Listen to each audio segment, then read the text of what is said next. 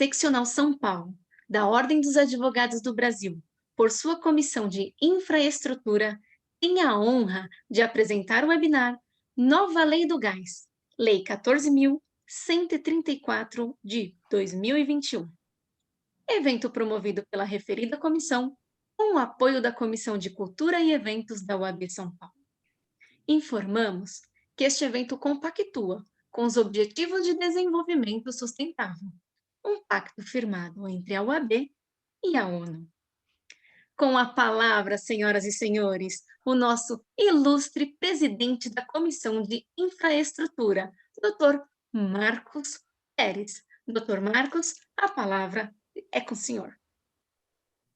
Bom dia não, boa tarde, né? Já estamos de tarde. Boa tarde a todos e todas que nos acompanham em mais esse evento da Comissão de Infraestrutura da OAB. Temos tido vários eventos esse ano, todos com grande apoio aí da presidência, do Dr. Caio, da vice-presidência, do Dr. Ricardo. Então, enfim, estamos aqui e vou ser bastante prático nesse início. Temos pessoas muito ilustres hoje aqui, 2 membros da Comissão de Infraestrutura, 2 advogados membros da Comissão de Infraestrutura, o doutor Rodrigo Martini, que é gerente jurídico da Tequinte e membro da comissão, e a doutora Daniela Santos, que é uma advogada muito experiente nessa questão, em energia, especialmente na área do gás, e que também é membro da comissão, e que vem e que trouxeram aqui, eles que organizaram com a nossa ajuda minha e da Tamara, esse evento, trazendo o doutor Adriano Lorenzon, né, que é gerente de gás natural da Abrace. A Abrace, que é a Associação Brasileira dos Grandes Consumidores Industriais. Então, alguém que vai nos trazer a visão daquele mercado que usa o insumo do gás para promover o desenvolvimento econômico brasileiro, né? Quem gera efetivamente empregos, quem produz produtos, coloca no mercado e precisa desse insumo, que é um insumo importante, o gás, para essa atividade empresarial. Então, obrigado, Rodrigo, Daniela, pela organização. Obrigado, Tamara. Eu e a Tamara vamos ficar aqui no Q&A, aqui nas respostas, nas perguntas e respostas, para tentar organizar o debate. E super obrigado, Adriano, por ter aceito o nosso convite e vir aqui nesse meio aqui que reúne advogados, mas também não só advogados, porque esses nossos encontros são abertos a quem eventualmente queira se inscrever, mas é um ambiente majoritariamente de advogados, da Ordem dos Advogados do Brasil, ter vindo a ter aceito o convite e vindo debater com a gente. Então, bem-vindos. Quero passar a palavra já para a Daniela. Daniela, obrigado por tudo e vamos lá. Obrigada a você, Marcos, Tamara. É uma honra participar desse painel aqui com o Adriano, com o Rodrigo, discutindo a nova lei do gás, porque há pouco tempo atrás a gente falava sobre talvez até uma impossibilidade, né, de ter essa lei. Foram tantos anos, né, que a lei tramitou e o projeto de lei tramitou, e houve aí um momento que não se sabia se teríamos ou não a segunda temporada, né, dessa série. E agora sim sabemos que tem.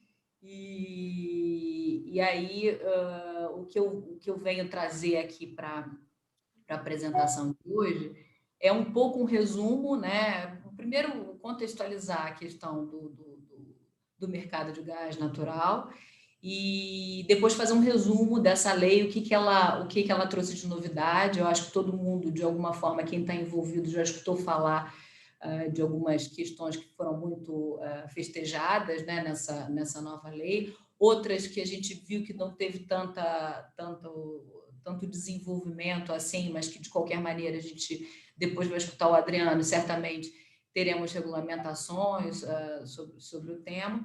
E é isso. Deixa eu ver aqui se eu coloco a apresentação para facilitar aqui para facilitar a minha fala. Então, essa primeira, como é que eu organizei essa apresentação? Acho que para todo mundo estar no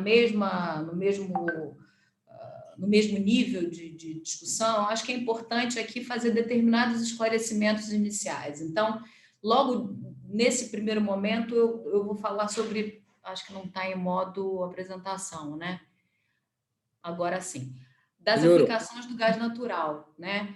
Porque a gente fala tanto do gás, para que serve o gás, né? O que é que, de fato, aonde é que o gás ele finaliza para a gente ter para dar essa importância tão grande a essa discussão. Então, aqui eu coloquei as principais aplicações do gás natural, de uma apresentação até recente que um colega meu fez numa faculdade, que é o uso industrial, o uso comercial, residencial, veicular, e agora o que a gente espera é um uso de energia elétrica cada vez maior, né, em usinas termoelétricas. Então, aqui eu dou uma lista de várias coisas que a gente vê essa aplicação do gás, e é por isso que ele é tão importante, e é por isso que é tão interessante a gente discutir em como desatar os nós, né? Porque é uma indústria que tem gargalos históricos, e justamente essa nova lei, o que virá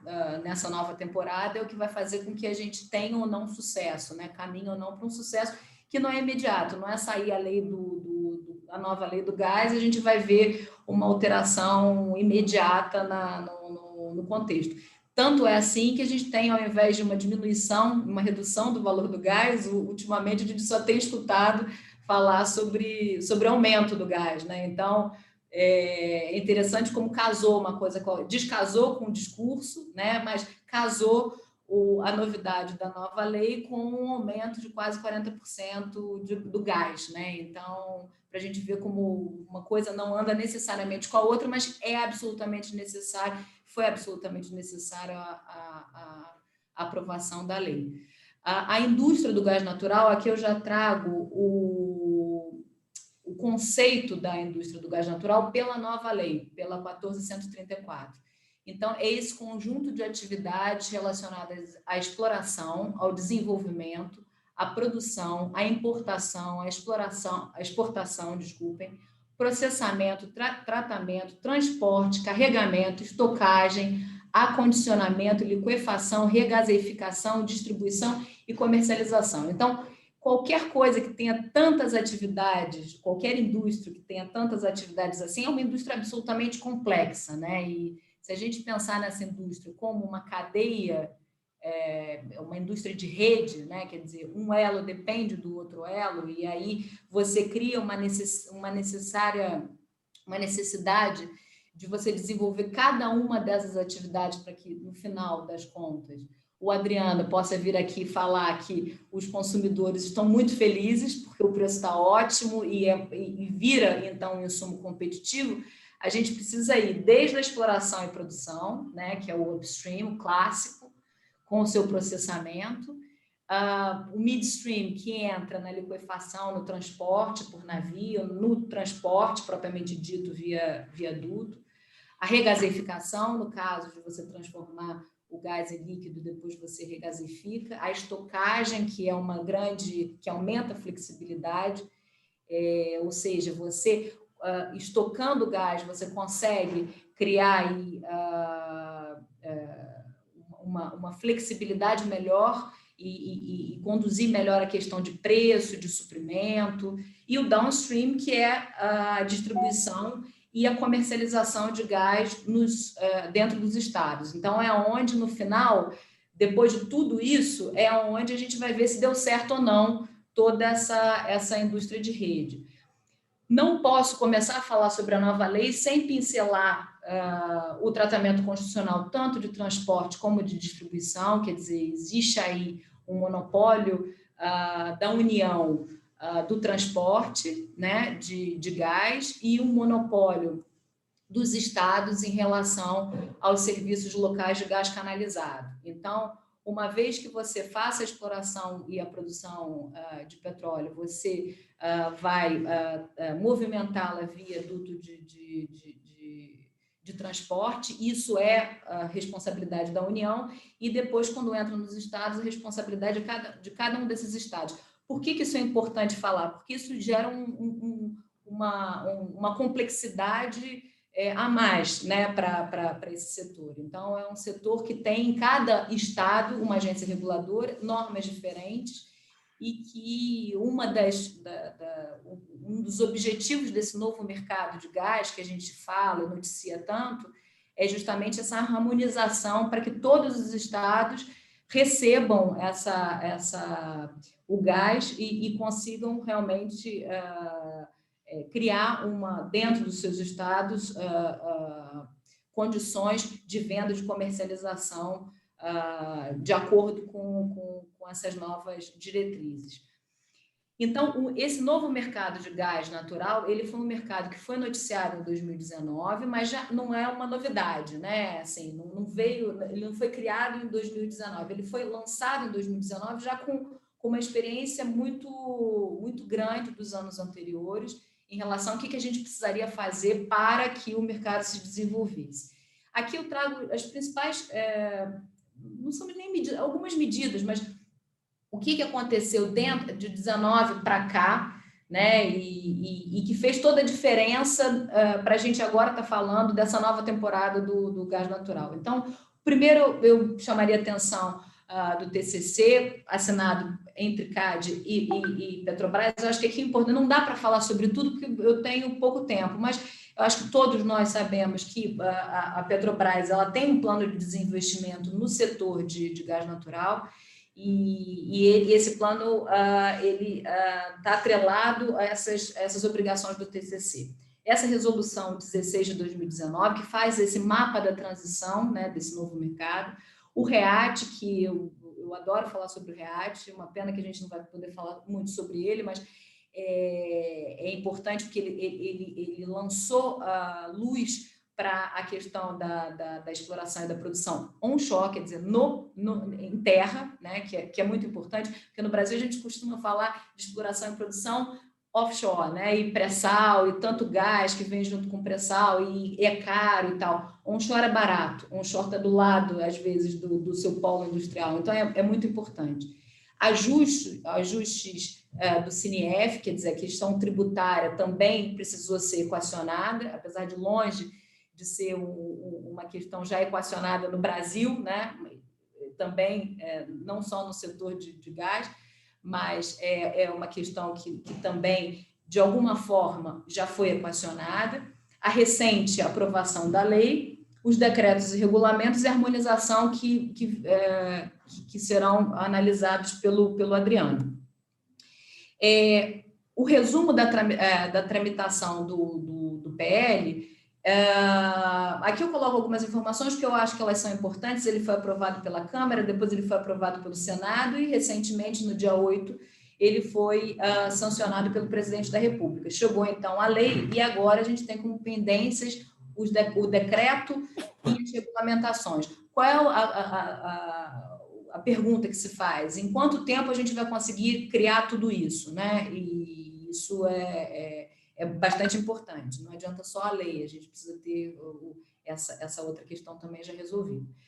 Os pontos de destaque e atenção eu chamaria, quer dizer, para além da questão tributária, que é uma questão tão complexa que valeria uma outra conversa, um outro webinar para a gente só falar da questão tributária. Então, eu não coloquei a questão tributária para a gente falar sobre 3 pontos que eu acho super relevantes dentro da dinâmica da nova lei, né? Que é a questão da concorrência, é a questão do acesso não discriminatório e negociado a infraestruturas essenciais e a regulamentação e harmonização das leis estaduais. Tá? Esses 2 primeiros pontos eu vou falar durante a apresentação dos pontos da lei.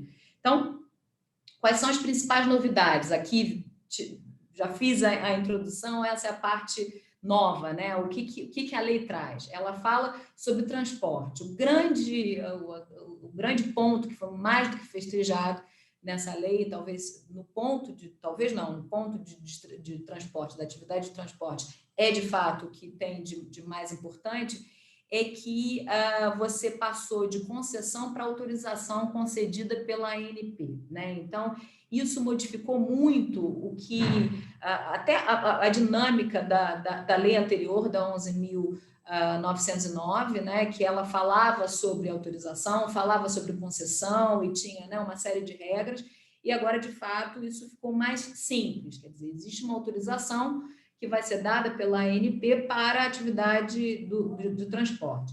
E com isso, o que você quer? Mais entrantes, né? Mais concorrência, mais gente construindo dutos de transporte no Brasil. A gente tem uma rede de dutos de transporte ainda muito pequena, como todos nós sabemos.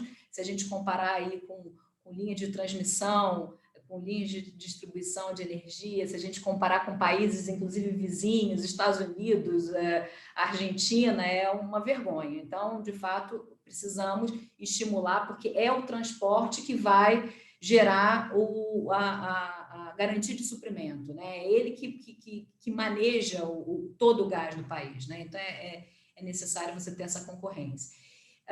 Também a lei colocou critérios de independência, também uma questão bastante importante para a questão de desverticalização e tal.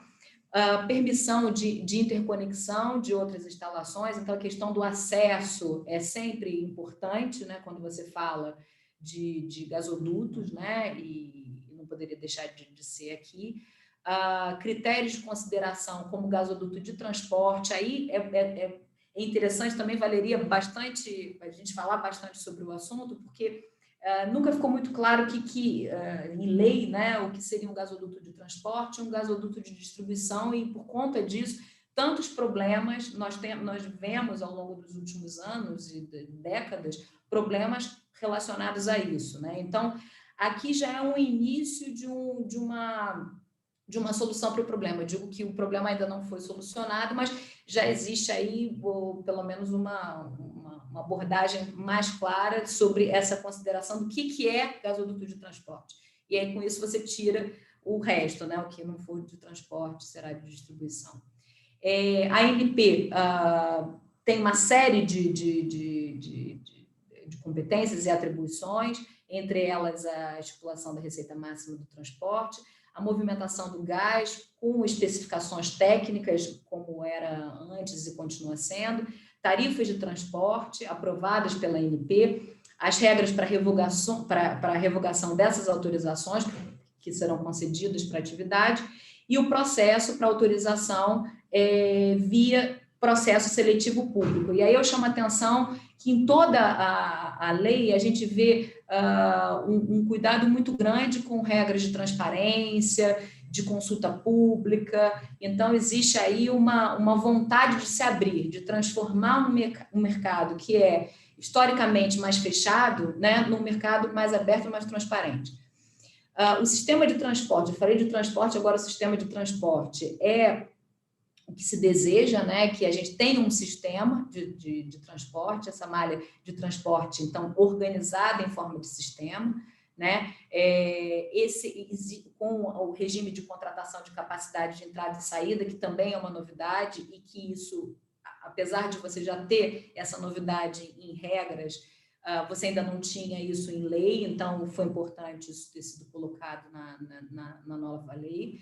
As tarifas estruturadas, a criação desse gestor da área de mercado, caso você tenha um transportador na mesma área de mercado, então, com isso, você precisa ver a questão da concorrência, o balanceamento do mercado, os objetivos desse sistema de transporte é você garantir uma segurança de suprimento, é o atendimento da demanda de transporte, a diversificação da fonte de gás natural. Então, é importante que exista um sistema para que você garanta esses objetivos. E o conselho de usuários, na linha do que eu falei antes, é uma forma de se criar um monitoramento desse desempenho, da eficiência e dos investimentos das transportadoras. Então, isso eu diria que é a parte sobre o transporte. Principais novidades, no caso de escoamento, PGN, que são as unidades de processamento de gás natural, unidades de liquefação e regasificação, eu diria que a grande novidade é o acesso não discriminatório e negociado de terceiros, né? Eu até coloquei aqui o caso da UPGN Guamaré, a gente não vai ter tempo de detalhar esse caso, mas é importantíssimo para, além de você ter um livre acesso à distribuição e ao transporte, é você também ter acesso não discriminatório ao PGN, porque justamente é ela que vai receber o gás, né, e vai transformar esse gás naquilo que vai ser conduzido depois pelo gasoduto de transporte, né, e depois vai ser comercializado. Então, se você tiver ao PGN sem esse acesso, você não cria competitividade. Então, é um gargalo que foi importantíssimo esse gargalo ter sido resolvido pela lei. Quer dizer, resolvido o encaminhamento de uma solução e que agora a gente vai ver com decisões da agência, com regras, com normas e com o próprio decreto, como é que a gente vai resolver a questão do acesso discriminatório. Não é trivial, isso é um dos pontos mais importantes, é um dos pontos que a gente mais discute, comenta no mercado e realmente espera-se publicidade e transparência. Bom, e aí também na lei... A lei fala de distribuição e fala de comercialização de gás natural, porque é óbvio, né? A ponta, né? A gente falou de exploração e agora a ponta é distribuição e comercialização. Sem entrar necessariamente em regras de distribuição, quer dizer, aquelas que estão sob o monopólio dos estados, mas falando sobre a concorrência, né? E ela faz uma manutenção dessas regras da lei anterior, né? Em relação ao que seria o consumidor livre, aos autoprodutores e aos autoimportadores, ou seja, não houve muita diferença aqui em relação à lei anterior, mas ela foca em concorrência, né? Então, a comercialização do gás focada em concorrência. Ela fala em autorização da ANP para comercialização, né? E elenca todos os agentes que poderão vir a comercializar esse gás.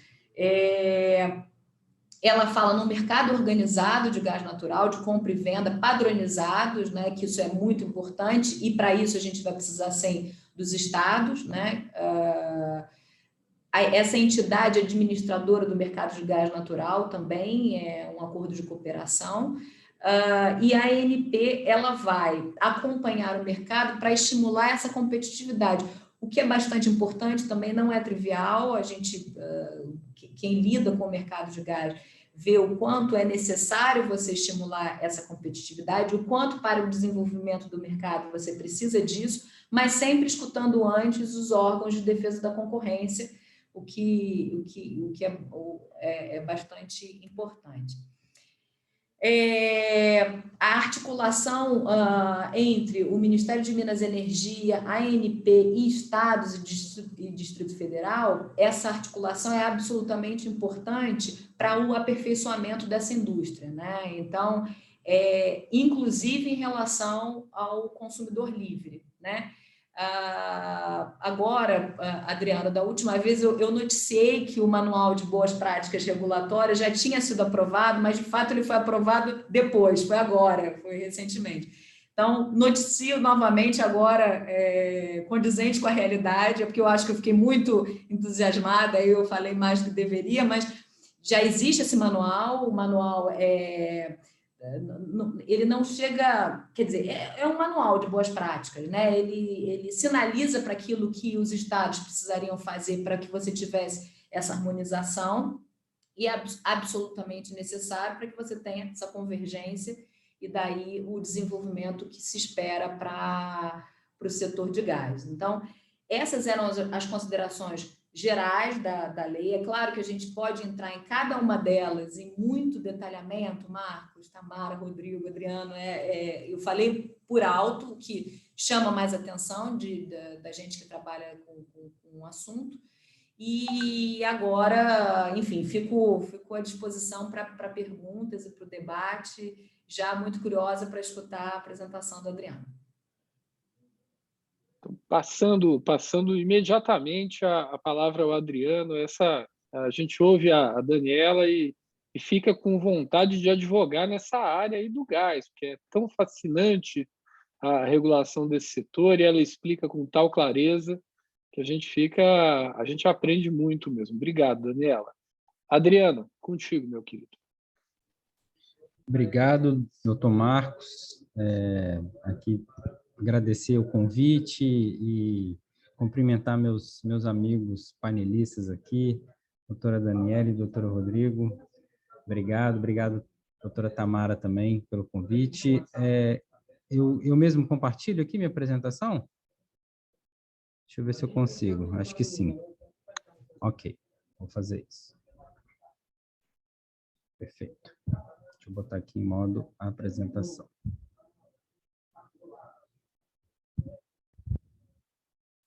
Bom, então vamos falar um pouco aqui não sobre a lei em si, porque eu acho que a Daniela já expôs aí de forma resumida, mas bastante efetiva, o que a lei do gás, a nova lei do gás, traz de novidade para esse setor.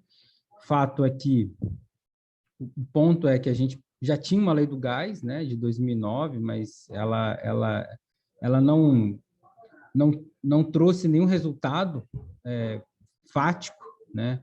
A expansão não ocorreu, a competição não ocorreu durante a sua vigência ali dos seus 10 anos de vida aproximadamente. Ela simplesmente não mostrou a que veio. Então, de fato, se notou que muitos dos pontos ali aludidos à época, lá em 2009, de certa forma, ela não conseguiu trazer para a realidade essa competição e essa expansão do mercado de gás. Então, essa lei foi muito discutida.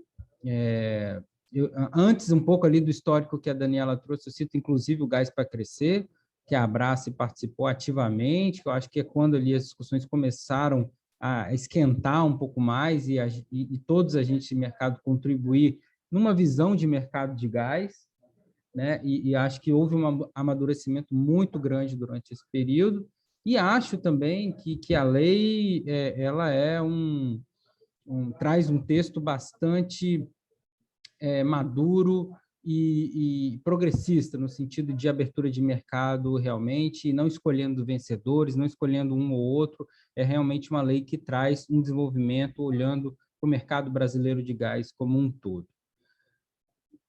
Mas, como eu disse, eu não vou entrar nos âmbitos da lei, porque acho que já foi explorado, eu vou entrar um pouco ali mais no infralegal, né? Primeiro, mesmo antes da lei, então, como eu disse, essa discussão já vem lá de 2016 e veio evoluindo ao longo dos anos. O que a gente já viu em termos de abertura de mercado, que já vinha caminhando aí ao longo do tempo? O primeiro ponto, e talvez o que pessoalmente eu acho mais importante, é a adaptação dos contratos de transporte e liberação de capacidade de transporte ao mercado. O que isso quer dizer na prática? Quer dizer que lá atrás a Petrobras fechou contratos com empresas subsidiárias e construiu gasodutos, contratando toda a capacidade de transporte por 20, 30 anos na malha de transporte. E isso, de fato, impede qualquer outro produtor ou comercializador de vender gás para alguém, porque a malha de transporte estava completamente contratada com um único agente. Então, ela impedia, de forma contratual, comercial, que outros agentes entrassem na malha de transporte. Então, isso vem ocorrendo desde a chamada pública TBG, em 2019. Agora, fruto do termo de compromisso de cessação de prática da Petrobras com o CAD, ela também vem implementando aí alguns instrumentos para liberar capacidade. Isso ainda não se tornou prático, então a negociação vem ocorrendo ali desde o TCC, que foi firmado em julho de 2019, esse processo de liberação de capacidade para outros agentes vem sendo negociado entre Petrobras, transportadoras, que já foram a maioria vendidas, ou quase todas vendidas, só falta a TBG pela Petrobras, já vem ocorrendo, e há uma expectativa grande aí que essa liberação ocorra. Um outro ponto que já vem acontecendo, que também está previsto na lei, como a Daniela falou, é a operação independente do transporte. É importante que o transportador seja independente dos comercializadores, exatamente para a gente não ter um conflito de interesse entre esses agentes. O operador da rede, que é o transportador, ele tem que ser independente. O modelo tarifário de entradas e saídas, que também já vinha sendo implementado, principalmente à luz do decreto 9616, que alterou o decreto da Lei do Gás de 2009, então já dava uma previsão ali de decreto presidencial a respeito, e diretrizes para a harmonização das regras entre o regulador e o regulador estadual. Isso também foi previsto no decreto 9616, e, de certa forma, houve uma evolução, mas eu vou citar um pouco mais para frente os passos que a gente ainda tem para evoluir nesse aspecto. E alguns aspectos que não entrou na lei do gás, que, de alguma forma, foi muito discutido no Gás para Crescer, mas até para a gente convergir no entendimento e conseguir a aprovação da lei, isso acabou não entrando, que é a regulação federal do consumidor livre, que, de certa forma, uma regulação federal não necessitaria, então, dessa harmonização estadual que a gente necessita, mas foi algo que, por entender, pela necessidade da aprovação da lei, foi tirado de pauta. E outra questão que na rede elétrica é possível a conexão direta dos grandes consumidores à rede de transporte. Isso não foi previsto também na lei do gás. Os grandes consumidores ainda precisam passar pela rede de distribuição para serem atendidos.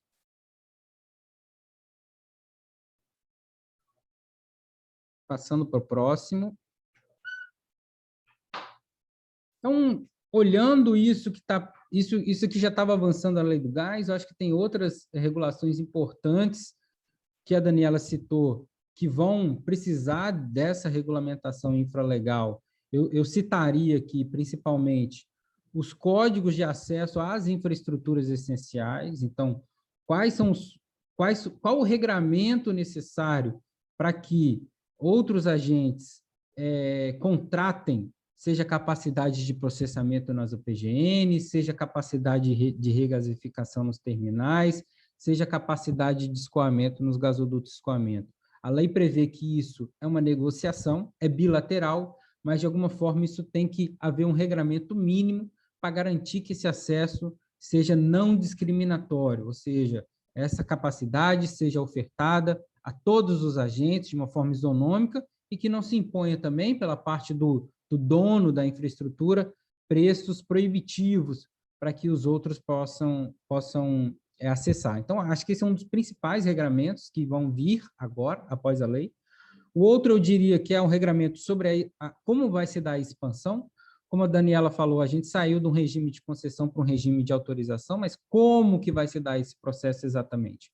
Como que vai ser proposto os planos de expansão? Quais são as expansões que vão ser viáveis? Quais são as expansões que não vão ser viáveis? Como vai se dar esse processo de interiorização do gás natural? Então, essa é uma regulamentação que ainda vai vir.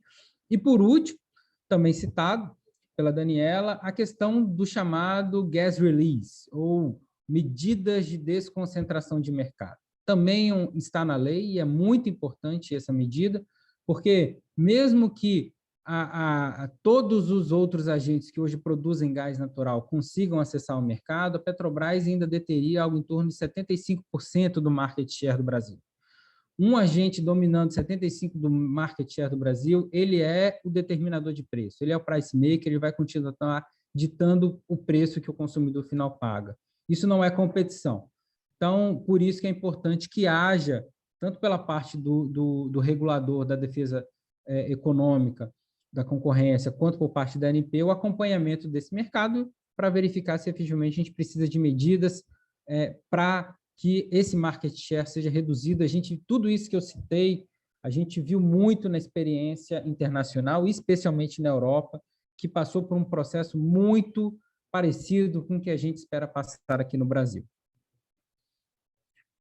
Olhando aqui talvez, não sei se é uma visão conservadora, uma visão otimista, isso aí acho que depende de cada um, mas assim, o que a gente espera daqui para frente, né?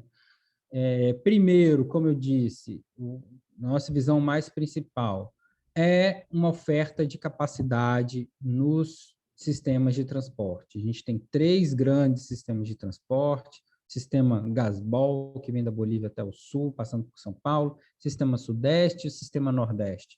São 3 transportadores diferentes. Hoje, apenas o Gasbol, apenas o TBG oferece capacidade ao mercado. Para que esse mercado se desenvolva, é muito importante que as demais transportadoras ofereçam capacidade para outros produtores, para outros comercializadores. A gente espera que isso aconteça ao final desse ano, até o início do ano que vem.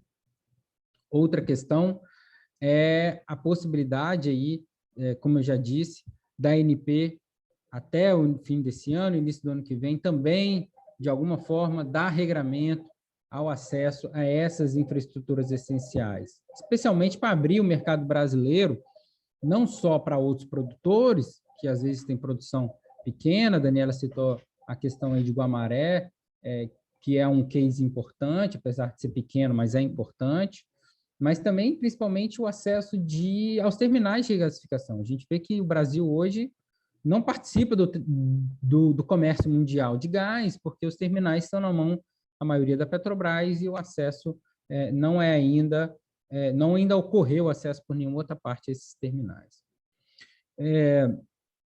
O que a gente põe aí é que 20% desses 14 milhões de metros cúbicos, que em torno de 20%, poderia estar sendo ofertada por outros produtores. Então, por isso que esse acesso aí, ele é tão importante, para que outros produtores efetivamente consigam acessar o mercado.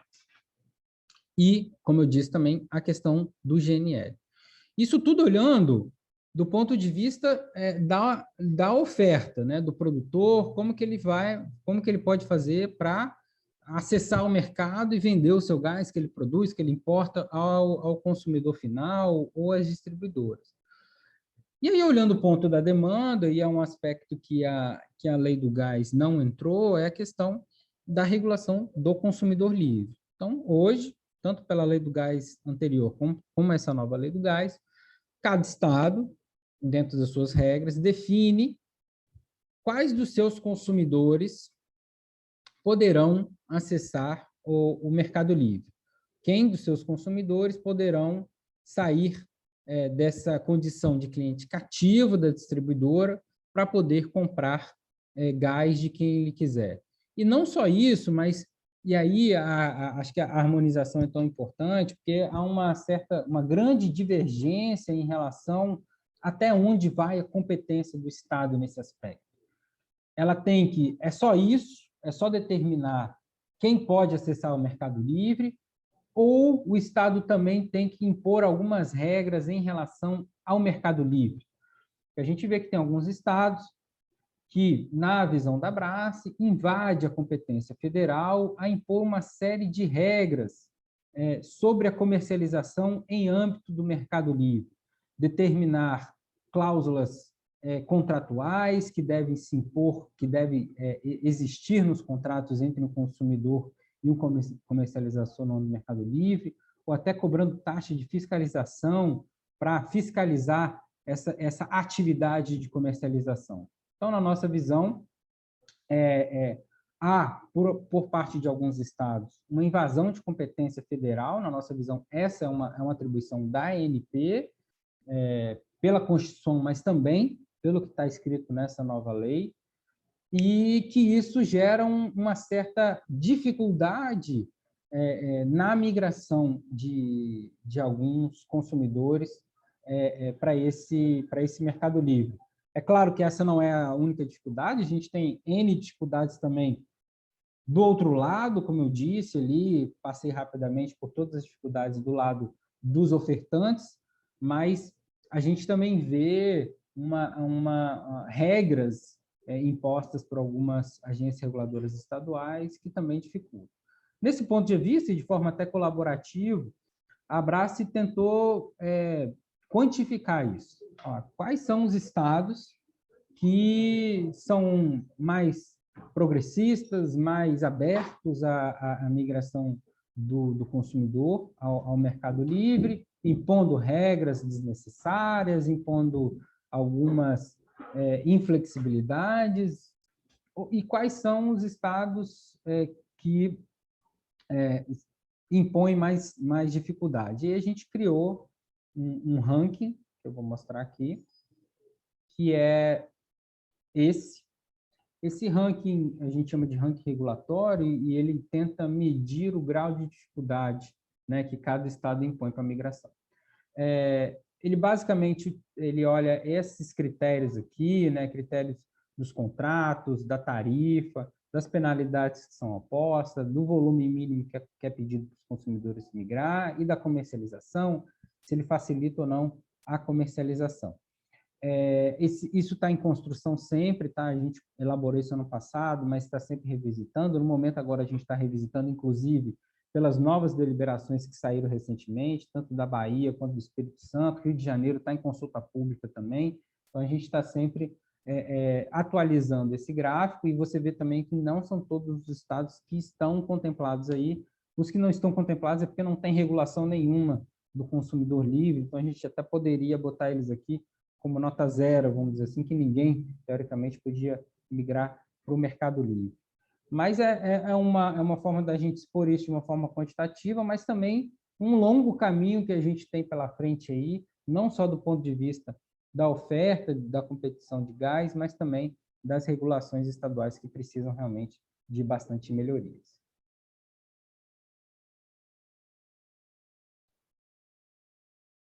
Acabou, Adriano? Obrigado, Adriano. Já tem pergunta para você aqui. Com a palavra agora o Rodrigo. Rodrigo.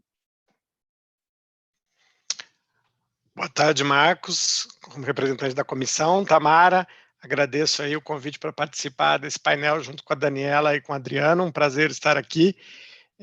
De fato, é emocionante advogar no setor. Os aspectos são tantos aqui, são tão diversificados, né? Falando de direito administrativo, regulatório, de direito tributário, de direito civil, de contrato, de arbitragem. Acho que os aspectos envolvidos na indústria, né, e de tudo o que nós estamos falando, são os mais diversos e realmente é muito interessante. Falando um pouco aí, né, da questão do gás, estamos falando aqui, na verdade, de pegar uma molécula que muitas vezes está num campo terrestre ou no offshore e levá-la até o consumidor, seja o residencial, seja o industrial, para uso como matéria-prima ou como combustível, né? Então, como o próprio nome diz, estamos falando de uma molécula que é um gás, que se escapar, vai embora, né? Então, ela precisa ser conduzida ou, né, através precisa ser explorada, precisa ser retirada do campo, precisa ser tratada, como a Daniela já abordou, precisa ser transportada e para ser utilizada. Então, isso demanda uma infraestrutura gigantesca. E aqui vou compartilhar com todos aqui um pouco do que é a indústria e de aspectos aí que são interessantes para quem atua numa empresa ligada a essa indústria. Estão vendo a tela? Aí eu vou seguir aqui pela... Então, você tem, pegando aqui o exemplo das de produção offshore, você tem que retirar o gás do lado, né, de um campo, que hoje a maior fonte é o pré-sal. Você tem que fazer o transporte até as UPGNs, que são as unidades de processamento do gás natural. Você pode fazer o transporte por gasodutos ou por outros mecanismos, né? Por exemplo, você pode liquefazer, fazer um transporte ou marítimo ou terrestre, dependendo da rota. Nesse caso, se você optou pela liquefação, você tem que fazer a regaseificação para depois injetar na malha aí de distribuição, comercialização, chegar até o consumidor. Como a Daniela tocou, a malha de transporte de gás, a malha dutoviária, né, de transporte de gás no Brasil, ainda é bastante incipiente, está ligada aqui, né, principalmente à proximidade do litoral. Você tem um pequeno trecho de gasoduto aqui na região amazônica, e comparando, por exemplo, com a malha de gás dos Estados Unidos, a foto mostra bem a divergência, né, o tamanho do investimento que precisa ser feito para isso, né? Quando você está falando de duto, né, você tem alguns aspectos aqui. Você tem o aspecto da produção. Então, você tem os campos onshore, por exemplo, você tem um campo da Bolívia, que fornece o gás do Gasbol. Você tem campos terrestres no Brasil, e você tem o pré-sal, que é offshore, e você tem importação de LNG, de gás natural liquefeito, de outros países, principalmente aí do Oriente Médio, né? Quando você está falando de duto para essa malha aqui, você está falando de equipamentos, instalações como essas aqui, né? Você aqui tem um uso de dutos de aço fabricados ou importados aqui, né, para a indústria. São dutos especiais, é uma mão de obra e um maquinário intensivo, né, para você fazer esse tipo de construção aqui. Você precisa até, dependendo da situação, no caso de gasodutos, vocês podem ter uma ideia aqui pela ilustração, o diâmetro do gasoduto aqui, comparado com a pessoa que está aparecendo na foto aí, isso requer equipamentos especiais, então são obras que efetivamente requerem investimentos muito grandes, maquinário grande, são contratos bastante complexos, né? Esses dutos podem eventualmente ser instalados ainda no fundo do mar, né?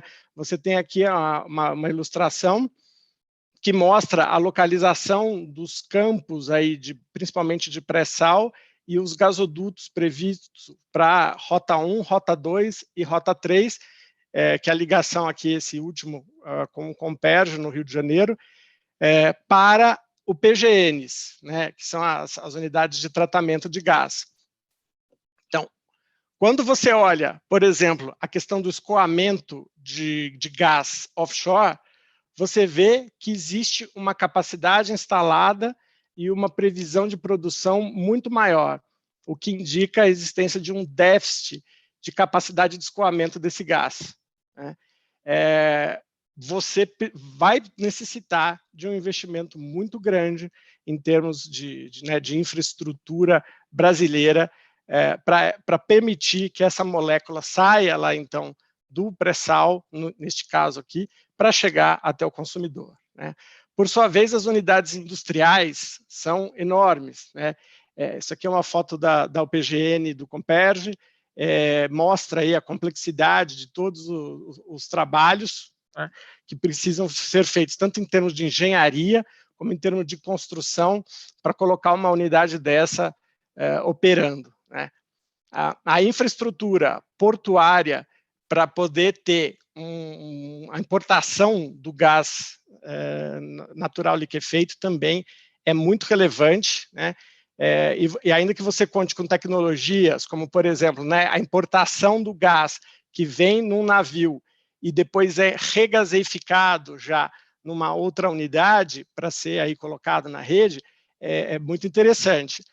Agora, isso tudo aqui, pelas ilustrações, aqui dá para ter uma ideia de que nós vamos desembocar em grandes discussões contratuais, né? E aqui, falando de alguns aspectos, hoje a indústria vem usando, né, uma modelagem, até pela questão dos financiamentos, muito focada nos contratos EPC, né, que é o Engineering, Procurement e Construction, ou seja, é um contrato, em geral, de escopo fechado, com um preço fixo. O que isso significa, né? Para você organizar um contrato como esse, você tem que ter informação, você tem que ter previsibilidade. Você vai vender um determinado escopo para executar o projeto num determinado prazo e entregar uma obra ao seu cliente. Hoje enfrentamos na indústria um desafio muito grande, né, que é o impacto da pandemia sobre os contratos, né? Pandemia, que, como todos sabem, afeta Oriente Médio, onde o LNG é produzido, afeta campo onshore, afeta offshore, afeta a disponibilidade de matéria-prima, disponibilidade de mão de obra, o que faz com que isso se torne um desafio. Quer dizer, a questão da pandemia aí, ela é fundamental de ser endereçada nos contratos, né? Isso tudo tem a ver com a complexidade dos contratos, que não são contratos instantâneos, né? Envolvem a engenharia, envolvem aspectos tributários relevantes, as operações aqui são de vulto, né? E a ideia é que isso tudo aqui seja executado ao longo de alguns anos. Até o Adriano aí na apresentação dele coloca, né, o horizonte de quando é que isso começa a produzir efeito, né?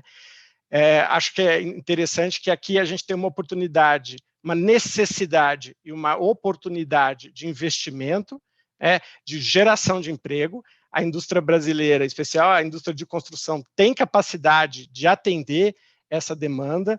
As empresas brasileiras sempre atuaram nesses mercados de construção destas unidades, de gasoduto. Então, assim, realmente uma oportunidade de investimento que está, vamos dizer, casada com essa necessidade do país de se desenvolver, e aqui o objeto, né, dessa comissão da OAB que traz a discussão da infraestrutura. Então, acho que aqui fica a mensagem de que a gente, com inteligência, com advocacia, com muitas mentes, né, e empresas boas que temos nesse país, temos a capacidade de desenvolver, a partir desse marco legal agora, que tirou algumas amarras que estavam aí engessando toda essa situação, desenvolver esse mercado para poder entregar a molécula mais barata que os consumidores querem. Tá? Essa aqui é a minha apresentação. Agradeço a todos aí a oportunidade, né? Rodrigo, obrigado. Vocês fizeram, não sei se vocês ensaiaram, mas foi fantástico.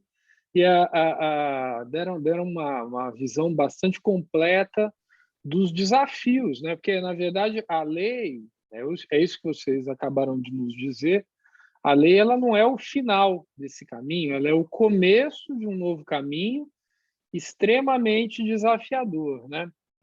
Tamara, nós temos questões aí, você tem alguma questão a fazer, algum comentário? A secretária da comissão tem sempre prerrogativa. Não, eu queria agradecer mesmo as apresentações, eu aprendi muito, eu já tive a honra de ter as apresentações da Daniela e do Rodrigo dentro da comissão, né, no nosso petit comitê, então é muito bom poder compartilhar com mais gente esses aprendizados. Eu queria, na verdade, fazer a primeira pergunta que apareceu no chat aqui, que é uma pergunta para o Adriano. Enquanto isso, aí a gente vai tendo mais ideias para as nossas. Mas apareceu, por enquanto, essa aqui, do Túlio Chipoletti. Ele falou: no lado regulatório, vamos ter que esperar a definição do PVN, ponto virtual de negociação, para assinar os primeiros contratos de entrada e saída. Quem vai fazer essa tarefa do PVN? Legal. Vamos lá, Adriano. Eu tenho umas questões. Eu preparei umas bombas aqui, mas eu deixo o Adriano responder. Beleza. Bom, respondendo objetivamente, não. Né? Na verdade, já existem contratos de entrada e saída funcionando, especialmente no Gasbol. A gente chegou até, na primeira chamada pública do Gasbol, a gente tem que a gente chama carregador, né? Que é aquele que contrata o sistema de transporte, a gente chama de carregador.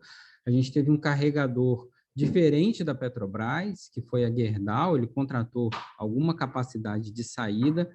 Então, assim, a contratação do sistema de transporte por entrada e saída ela não está vinculada à formação do PVN. Idealmente, sim, essas coisas estão linkadas. Por quê? A formação do ponto virtual é exatamente para você ter um produto de molécula padronizado para você ter facilidade de comercializar aquela molécula. Então, você injeta no sistema de transporte e você consegue vender para qualquer carregador que consiga acessar aquele PVN. Essa que é a ideia do ponto virtual. E essa é a ideia do sistema entradas e saídas. Mas Não necessariamente você pode continuar, por exemplo, no sistema atual, fazendo contratos bilaterais de longo prazo com qualquer supridor, tendo sistema entradas e saídas, tendo contratos de entradas e saídas. Legal, bacana. Eu tenho vários comentários.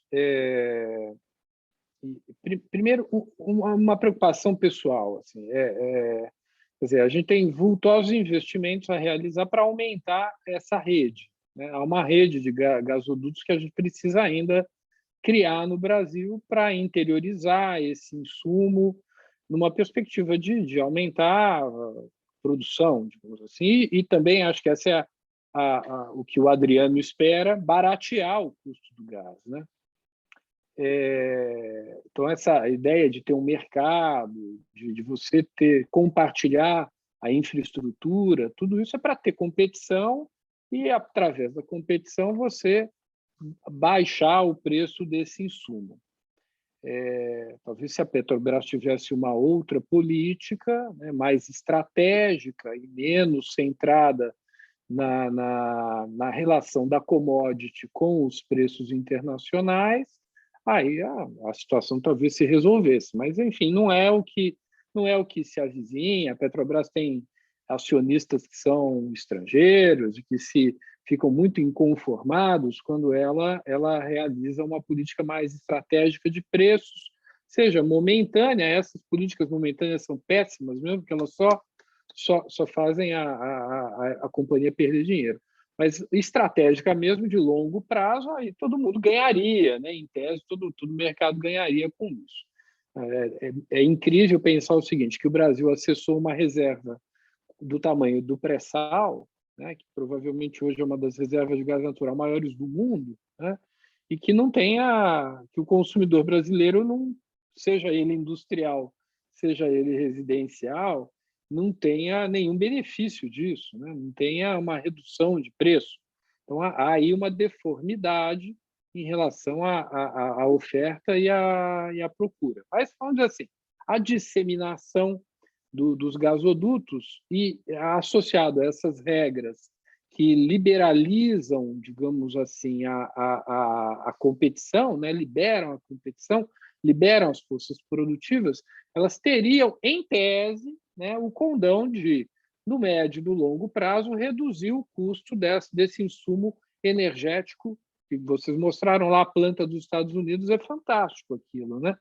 Recentemente, os que estão nos ouvindo viram a notícia de que houve um ataque cibernético nesse sistema de gasodutos que causou um certo caos ali, porque o gás parou de ser transportado, né? Só para mostrar como é importante mesmo isso num país que realmente quer desenvolver a sua planta energética e interiorizar o desenvolvimento dele. Mas voltando aqui ao ponto que eu tenho. Quer dizer, quem é no Brasil hoje, ou a gente está contando com a vinda de capital estrangeiro, que tem condições de realizar esses investimentos na construção desses gasodutos? Porque eu acho que, sem isso, a gente está falando em dividir o que já tem. E dividir o que já tem, acho que não vai resolver muito o nosso problema, né? O que você acha disso, Adriano? Você deve ter esse tipo de informação, mas Rodrigo, Daniela, fiquem à vontade. Temos realmente investidores capazes de promover essas obras de infraestrutura? Posso começar, depois eu passo para os meus amigos? Claro. Mas, sim, a resposta clara e objetiva, minha opinião, é que sim. A Petrobras vendeu o sistema de transporte do sistema Sudeste, do sistema Nordeste, vendeu para o grupo, basicamente o sistema Sudeste para a Brookfield e o sistema Nordeste para a Engie. A Engie pagou, se não me engano, mais de 30 bilhões acho que foram 9 bilhões de dólares.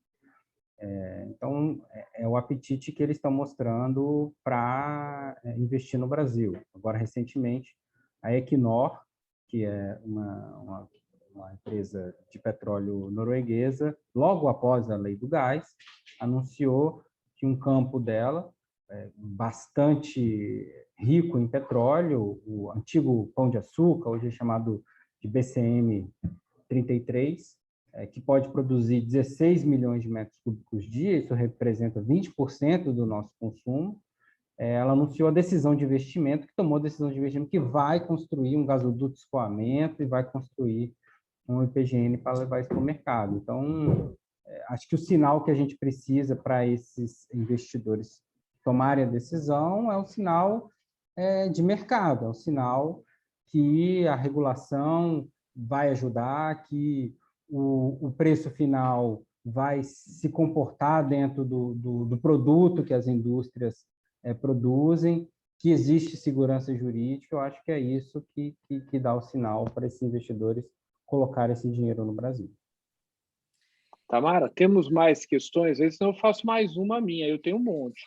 Acrescentar aqui nesse finalzinho do Adriano, é por isso que é tão importante, Marcos, você ter a legislação estadual redonda, né? Porque é ali que no final vai ser a demanda, né? Onde você vai chamar que existe gás. E você falou de pré-sal, mas existe gás ainda no onshore, um gás que está embaixo do nosso pé, que é fácil de tirar, é muito menos custoso e muito próximo, quer dizer, até a logística é mais fácil. Então, o que a gente precisa agora realmente é equacionar as questões nos estados para que o jogo fique fair, né? Esse é um big desafio, né? Mas aí eu estava, quando o Adriano falou, fiquei super otimista, agora você falou, fiquei pessimista. Tamara, temos mais alguma pergunta de fora? Ou eu posso fazer minha segunda? Tem sim, tem mais duas, mas se quiser fazer as suas primeiras, não sei se o Rodrigo queria comentar. Prioridade para os demais. Então tá. O Luiz Guilherme faz uma pergunta sobre tributário. As questões tributárias entre os estados já estão equacionadas para permitir que as operações previstas sejam possibilitadas e realizadas da forma mais eficiente no curto prazo? Isso já foi resolvido no CONFAS? Rodrigo, você quer responder essa? Ou Adriano, ou Daniela, fiquem à vontade.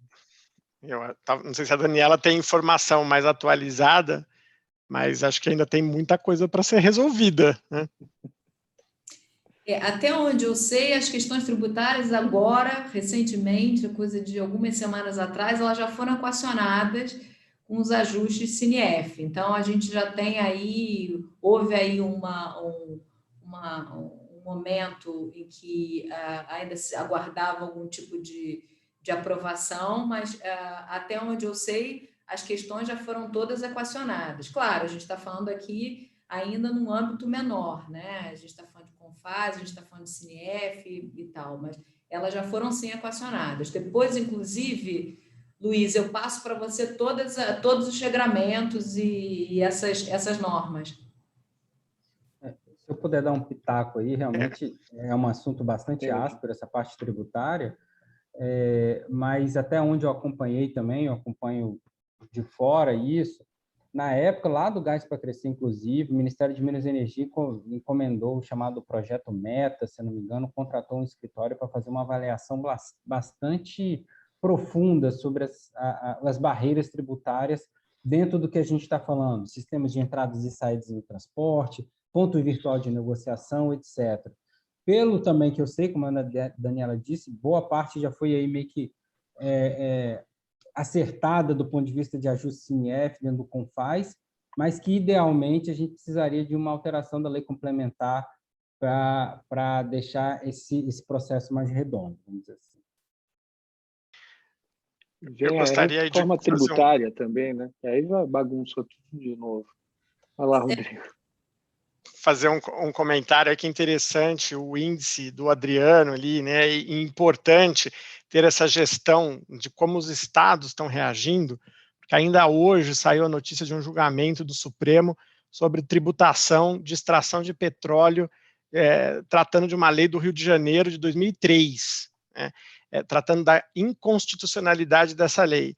Então, quer dizer, resolver o tema 20 anos depois né, traz um aspecto de insegurança bastante grande. Então, acho que essa, de fato, é uma pergunta relevantíssima e um ponto de atenção para que os estados colaborem para que isso seja bem regulado e a coisa possa, né, se desenvolver. Mais uma, Tamara, depois eu faço a minha. Isso, tem uma do Gerson José Horbux, que tem muito a ver com a sua, Marcos, na verdade. Ele perguntou se, em tempo de investimento no setor, quando se começou nos Estados Unidos e quando se começou no Brasil, e se não é isso que justifica o mapa do estado de investimento que se encontra no Brasil, mostrado nas apresentações.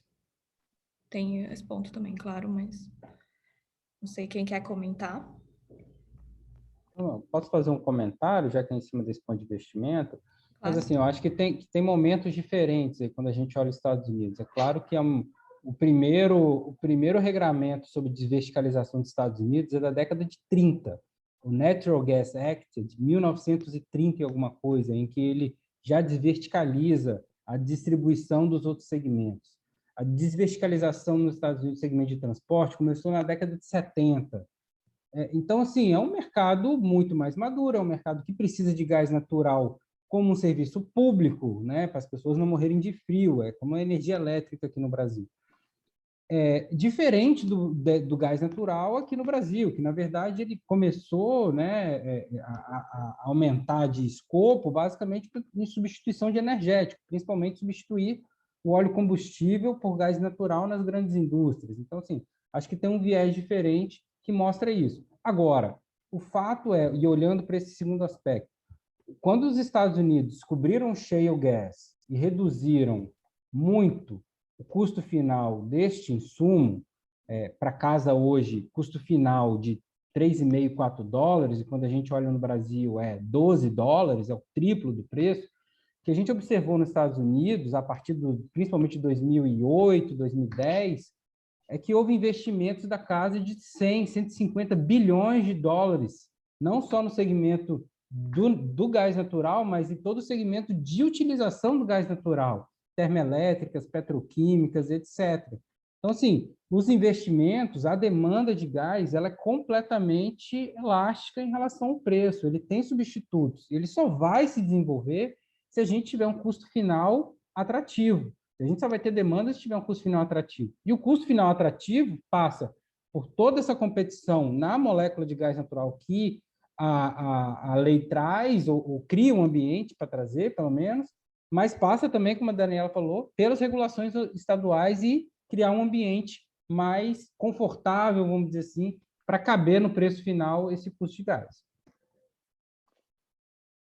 E também um mercado consumidor que seja um mercado mais parrudo, né? Então, que eu tenha uma indústria consumidora com a qual eu consiga fazer contratos de longo prazo, que eventualmente financiem toda essa infraestrutura, né? Senão eu fico a depender muito desse consumidor,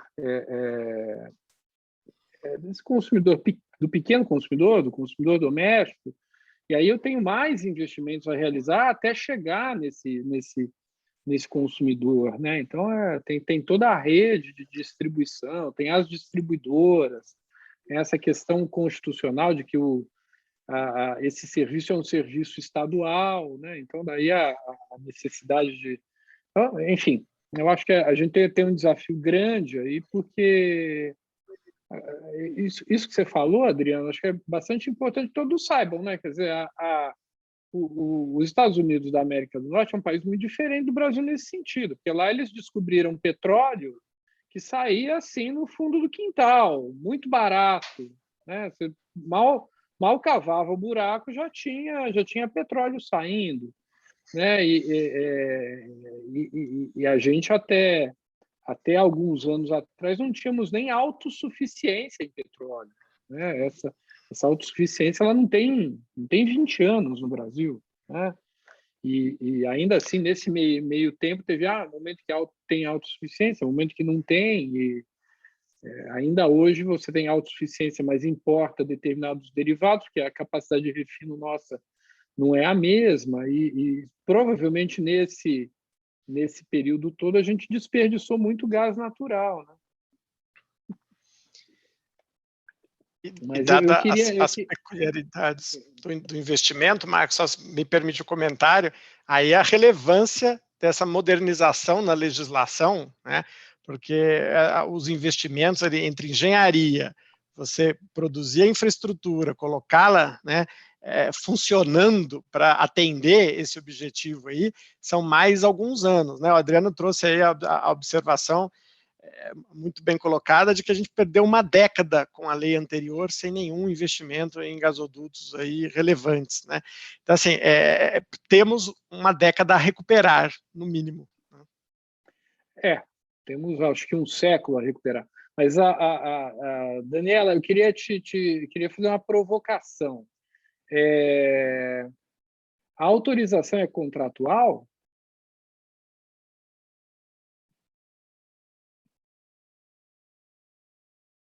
É um contrato? Então, não saberia te dizer, Marcos. Eu não sei. Depende da regulamentação? Isso a gente vai ter que aguardar para ver. Isso é o grande... Tem prazo? Outra pergunta. Então, vou falar tudo. Tem prazo? Tem prazo de amortização? No princípio, não. A gente vai ter que aguardar Tem para ver. equilíbrio econômico-financeiro? É claro que você tem uma discussão sobre isso, que é paralela a essa alegria toda de você reduzir vamos chamar, a burocracia, né, da concessão. Então, mas, por outro lado, tem essas questões que você está levantando que eu não consigo te responder. Acho que a gente vai ter que aguardar. Não estão aí, tem que aguardar, né? Não tão... Porque na área da telecom, a autorização é contratual, na área de energia, a autorização é contratual, da ANEEL, né? E na área dos transportes coletivos também federais, a autorização é contratual. E também não é muito claro em todas elas o quanto você tem dentro desse contrato que tem prazo determinado, o que tem de equilíbrio ou não equilíbrio, o que pode reequilibrar, o que pode desequilibrar, né? Porque há uma interface grande sempre com o mundo público, né? A partir dos tributos, mas tem outras coisas tantas, né? Então acho que isso vai ser uma discussão bem importante, né? E ela toca o direito administrativo, mas mais do que o direito administrativo, ela toca um modelo que pode ficar mais ou menos competitivo a partir do momento em que você dá mais ou menos garantias para esse investidor, né? Claro, é uma questão de Dar mais garantias, de certa maneira, atrai mais investidor. Mas dar mais garantias, também para quem já está, pode dificultar a entrada de novos investidores. Então é um jogo bem difícil de ser jogado e que a gente precisa. Hoje, por força de lei, você tem necessidade de relatório de impacto regulatório para fazer essa regulamentação. Então, acho que tem bastante coisa aí ainda. Uma outra pergunta. O gasoduto é bem reversível? O que acontece?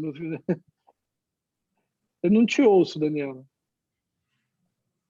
Desculpa, eu estou te escutando bem. Você não está me escutando, não? Agora sim. Desculpa, diga. O gasoduto é bem reversível? Então, sim, né?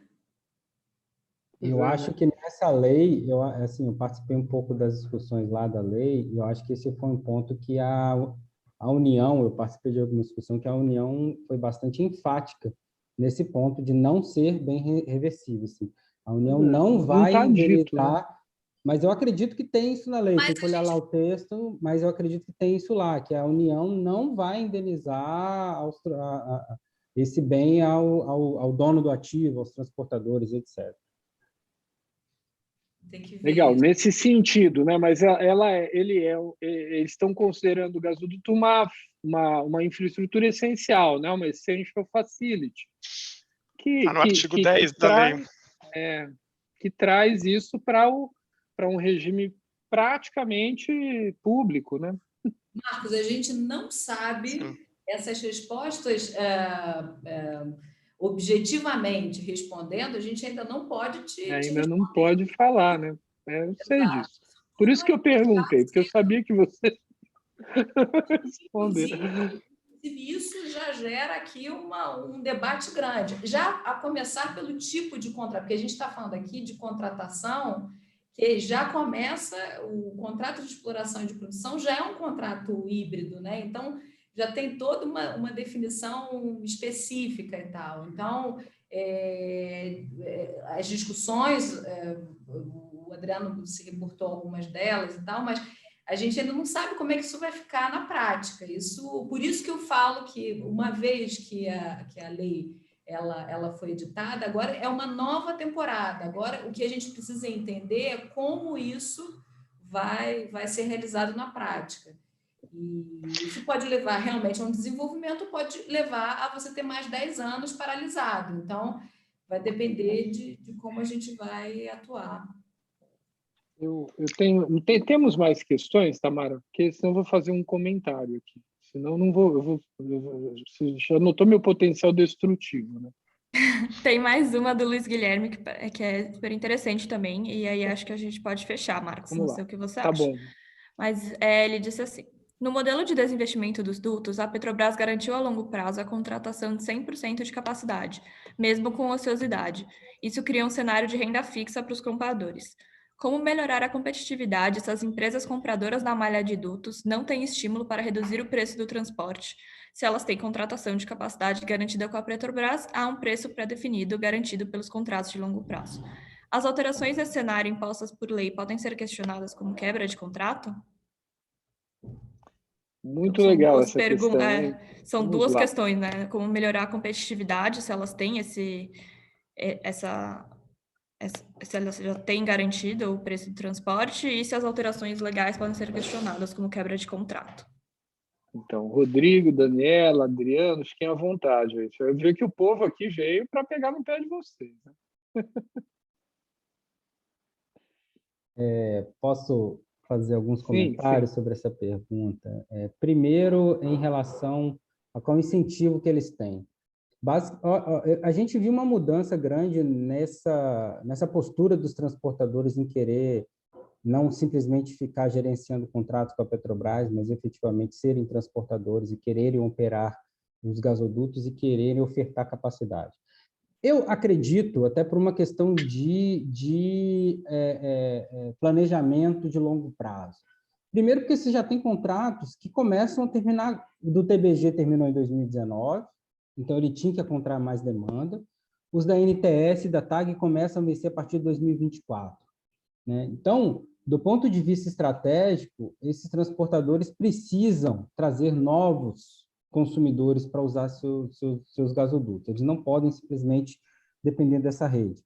Inclusive, eles vão ganhar dinheiro fazendo mais investimentos, né? Colocando mais ativos ali, enterrando mais ativos. É assim que eles vão ganhar mais dinheiro. E se eles só vão fazendo isso se tiver mercado. E só vai ter mercado se tiver custo. Então, acho que uma mudança de mindset que pode ter ocorrido nos últimos 3, 4 anos em relação aos transportadores, para começar a participar mais do mercado, entender que eles precisam ter o material que eles carregam, precisa ter um custo final mais competitivo para que eles, como transportadores, né, tenham uma longevidade nesse modelo de negócio.